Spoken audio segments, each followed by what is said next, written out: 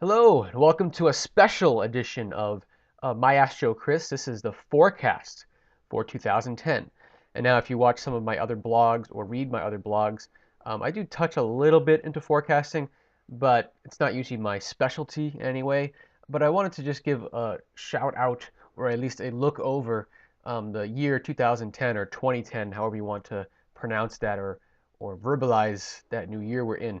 And it's still early in the year. It's January 27th, 2010, I think it is today. And so I just wanted to just give a nice overview based on astrology what 2010 is looking like. Okay, and so when we do forecasts in astrology, we have to take it, with a grain of salt. It's not like, what I'm talking about here is in any way, eminent or that there's anything of the specifics that I talk about that are going to happen or anything like that.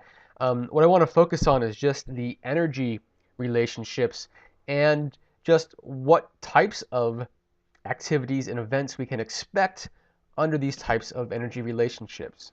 Okay? And if you're familiar with sort of how new moons and full moons occur, so with a new moon, it's when the moon and the sun are in the same location in the sky, and that full moon is when they're in the opposite locations.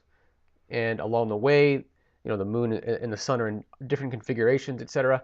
And if you ever look at moon phases in the newspaper or online, you notice they often talk about the new moon, the first quarter moon, which is when the moon and sun are 90 degrees apart, then the full moon when they're 180 degrees, the third quarter moon or the last quarter moon, it's sometimes called, that's the 270 degree or other 90-degree angle on the other side, and then back to a new moon.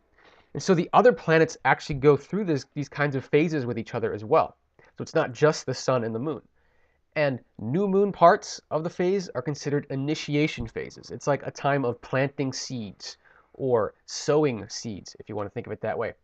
And as the planets move, when they reach their first quarter aspect, when they're 90 degrees apart after forming that conjunction, and that's going to occur at different periods of time depending on which planets we're looking at, that's the first period of tension with the growth of what was planted.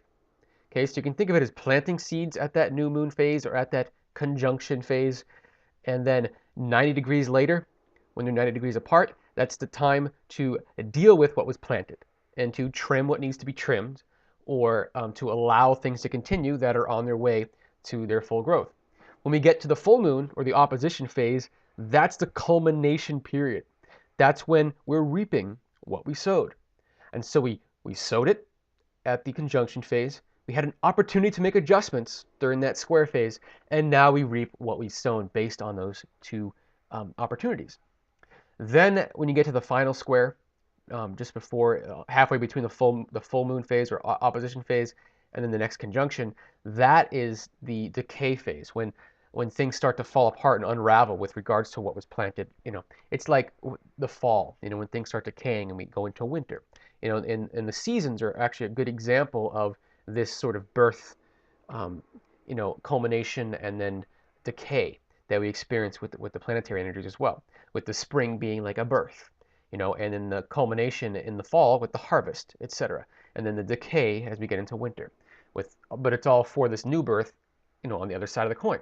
So with that in mind, I want to talk about some of the planetary interactions that are going on now, what we're looking at in 2010.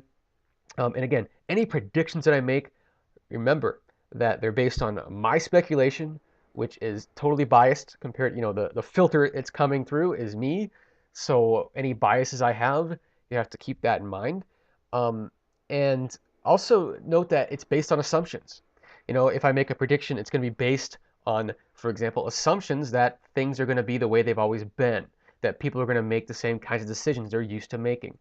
Any changes, any choices that are made outside of those assumptions, and the whole prediction kind of goes away, or it becomes less valid or appropriate in that situation. So keep those things in mind.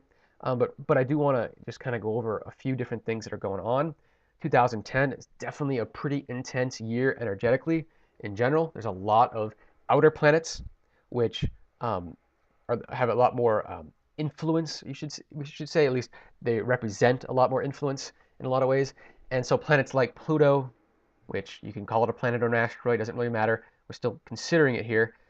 Saturn, Jupiter, Uranus. These planets are the planets in question right now, and they're all doing these little dances with each other. They're all in one of these four phases with each other in certain respects. And so one of the first ones I'll talk about, and actually before I get to this, just note that on this blog page, you'll also see some links to some previous blog posts that I've written about these planetary interactions with some sense of prediction, some sense of forecasting associated with that. Also note there's some links to someone, there's actually this guy, I believe his name is Gerald Salenti, that's his name. Sorry, I had to get up and look at that. But he's someone that has made a lot of accurate predictions, especially with regards to the U.S. finances. And I'm going to have a lot to say about that, astrologically speaking, because that is a big thing in question over this year. And you don't need me to tell you that. Obviously, it's obviously a big issue. But we're really in a crunch time with regards to U.S. finances. So this really is an important period. So with that, I'll get into it. Okay, and so going back to that whole concept of the conjunction and the opposition and all that. So I want to first look at just the United States in general, and specifically looking at the finances of the U.S. Since we're on that topic, the finances of the U.S. can be represented by the planet Venus. Venus represents our resources and finances, etc. Also, it's our relationships, and for a country, that's relationships with other countries, our foreign relations in some ways. Venus being in the seventh house, and you also notice there's a chart on this blog too. That's the chart, the U.S. chart, the birth, July 4th, 1776, the birth of the U.S. And in the seventh house, on the far right of that chart, right near that bold line, the seventh house cusp there, that's where Venus is. And this is a planet that is under a lot of fire right now. And when I say that, I mean there's planetary interactions going on with that location. And so just looking at Pluto, this planet slash asteroid, whatever you want to call it, this is a planet that represents deep transformation. So when it touches certain parts of your personal chart or the chart of a country, whatever it may be, it's going to be a time period of deep transformations. And so going into that concept of the conjunction, when things started, if we go back to about 1914 to 1918, really right around the time of World War I, okay, this is when Pluto was conjunct the U.S. natal Venus over in the seventh house.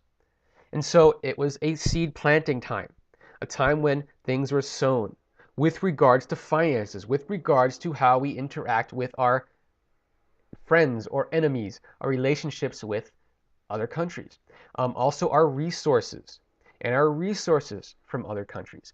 And during that time, this was immediately after the Federal Reserve Act went through in 1913, and a lot of these Federal Reserve banks kind of popped up.